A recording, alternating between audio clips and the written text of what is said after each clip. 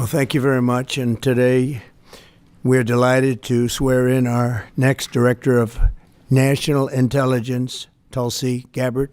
Most of you know Tulsi. She's a fantastic woman. Tulsi, I want to just congratulate you, your husband, Abraham, your sister, and all of your friends. A lot of friends here. You have a lot of friends. I noticed that, huh?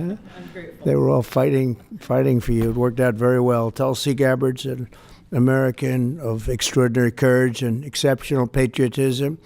She's devoted her entire life to public service, and I've watched her for years on different shows and everything. I said, she's a woman of great common sense, and, we like the common sense. It's a word that's being used a lot. I think we started it in terms of politics, but it's a word that's used a lot. It's usually pretty effective, too, and you really are. I've watched you even on Larry King. You're very young. I don't know how you were Larry King, but you're very young. But you were, and you always had the situation covered properly. At 21 years old, Tulsi became the youngest woman ever elected to the Hawaii State Legislature. After 9/11, she joined the Hawaii Army National Guard and deployed abroad 3 times and highly respected by everybody. So many people writing in letters saying she was so exceptional even then. She continues to serve as a lieutenant colonel in the U.S. Army Reserve, and Tulsi also served 4 terms in the United States House of Representatives, where she was a member of the House Armed Services Committee. She is a former vice chair of the National Democratic Party. Can you believe that? And here she is. That's very nice. We have a few of them. But she was never a Democrat. She was, at heart, she was a Republican. I watched her. And was a 2020 Democrat candidate for President of the United States. It's not easy, right? It's not so easy. People think it's easy. It's not easy. Throughout her service, Tulsi has always distinguished herself as a leader of the highest caliber. She's earned the respect and admiration and love of Americans on both sides of the aisle as her profound commitment to the values that keep us free, and she really does have those values as much as anybody. In recent years, Tulsi has been a courageous and often lonely voice speaking out against radical left's attacks on free speech and the dangers of an unelected deep state.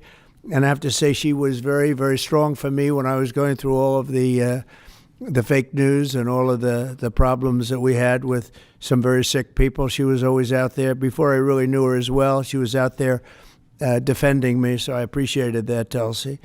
But the threat of a warmongering military-industrial complex and the weaponization of government and governmental people that go out and persecute. They like to persecute people that are innocent. Tulsi herself became a target of that weaponization when she was outrageously placed on a suspected terrorist watch list by the Biden regime. It's a very evil regime after criticizing their appalling abuses of power. And I'm confident that as Director of the National Intelligence, Tulsi will work tirelessly to keep America safe.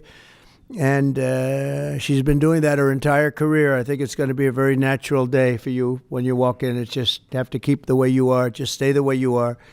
She'll be clear-eyed and she'll be focused on the threat of radical Islamic terrorism and lots of other threats, too, threats from within, and give no quarter to America's foreign enemies. At the same time, I'm entrusting Tulsi with the responsibility of overseeing urgently needed reforms to the U.S. intelligence community to protect the rights and the civil liberties of all Americans. She'll provide the American people with transparency, eliminate corruption, shrink the bloated bureaucracy, and restore honesty, integrity, and trust to the national security state.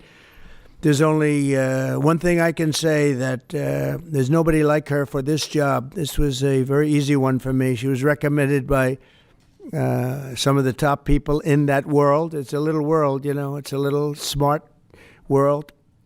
It sometimes can be an evil